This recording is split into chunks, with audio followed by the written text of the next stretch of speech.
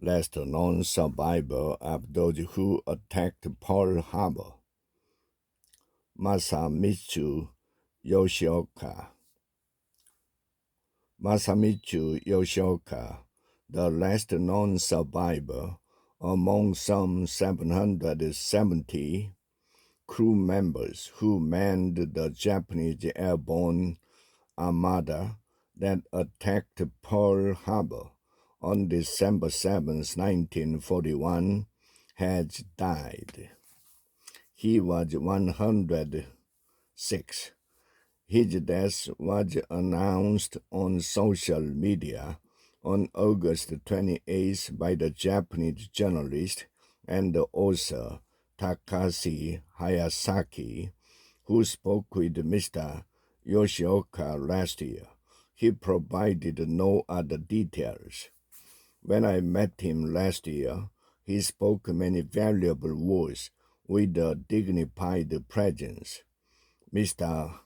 Hayasaki wrote, "Have Japanese people forgotten something important since the end of the war?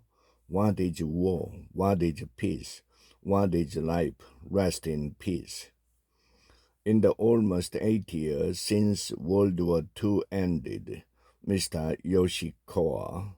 Yoshioka, who lived in the Adachi ward of Tokyo, said he had visited the Yasukuni Shrine to pray for the souls of his fellow combat veterans, including the 64 Japanese who died during the attack on the American base in Hawaii. Japan lost 28 aircraft and 5 submarines. But Mr. Yoshioka, who as a 23-year-old bombardier dropped a torpedo that, by mistake, sunk the unarmed battleship USS Utah, rarely spoke publicly about the 15 minutes over Pearl Harbor on December 7, 1941, which President Franklin D. Roosevelt famously described as a date that will live in infamy. He explained last year in an interview with Jason Morgan, an associate professor at Reitaku University in Kashiwa, for the English language website Japan Forward. "I'm ashamed that I'm the only one who survived and lived such a long life." Asked in that interview if he ever thought of visiting Pearl Harbor, he at first replied, "I wouldn't know what to say." He then added, "If I could go, I would like to. I would like to visit the graves of the men who died.